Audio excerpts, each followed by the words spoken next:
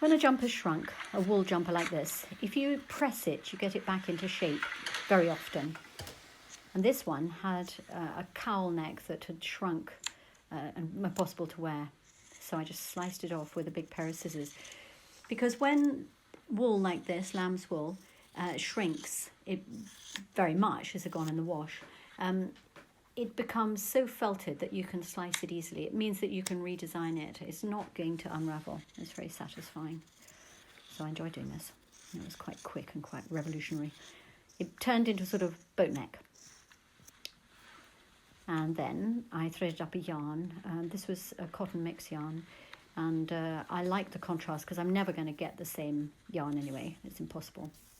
And it's sort of colour combination I might wear. Having secured it on the back, I then folded the cloth on the new neckline and made a loop to get my blanket stitch started. So I'm going to blanket stitch across the whole of this new neckline. And that means folding the fabric down, evenly placing the needle through that folded seam, and with the yarn behind the needle, bringing the thread up to run on the new top of the neckline. Now this is a textured yarn, so we know it's going to have sort of slightly imperfect hand-done look, but it should look good enough, I think. Folding I found quite good at the beginning, and then after a little bit I thought I would pin it. So we speeded up the shots here, but you can see the stitch into the fabric, thread behind, pull it up, there. Now this is me having pinned it.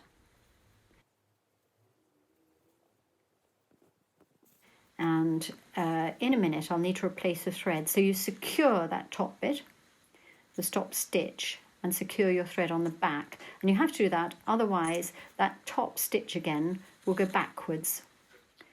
And it won't be an even continuation of blanket stitch.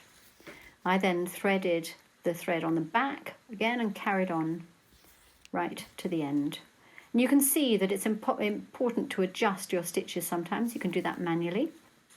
So long as it looks even enough, it will do.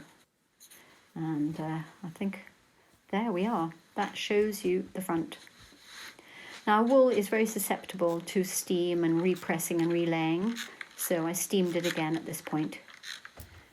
And this turned what was an oversized winter jumper into a spring-summer jumper, depending where you live, and I wore it a whole heap that year.